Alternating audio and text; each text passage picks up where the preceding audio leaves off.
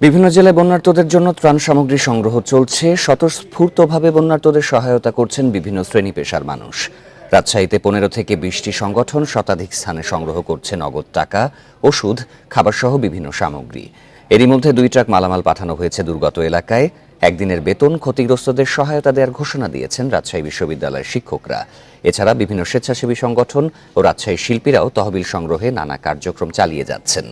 নাটোরে বিভিন্ন স্বেচ্ছাসেবী সংগঠনের উদ্যোগে বন্যার্তদের জন্য ত্রাণ সামগ্রী সংগ্রহ চলছে। ঝিনাইদহে শিক্ষার্থীরা নগদ অর্থ, খাদ্যদ্রব্য ও জামা কাপড় সংগ্রহ করেন। এছাড়া গ্রামে গ্রামে গিয়ে ত্রাণ সংগ্রহ করা হয়। মৌলভীবাজারে বন্যার্তদের জন্য গান গেয়ে ত্রাণ সংগ্রহ করছেন সংস্কৃতি কর্মীরা। 4 বছরের শিশু তার জমানো টাকা সেটাও কিন্তু এখানে বন্যার্তদের জন্য দান করতেছেন। গতকালকে আমরা দেখছি ভিখারি, সেও এসে আমাদেরকে বলতেছে, বাবা আমি তো গরিব, 20টা টাকা নাও।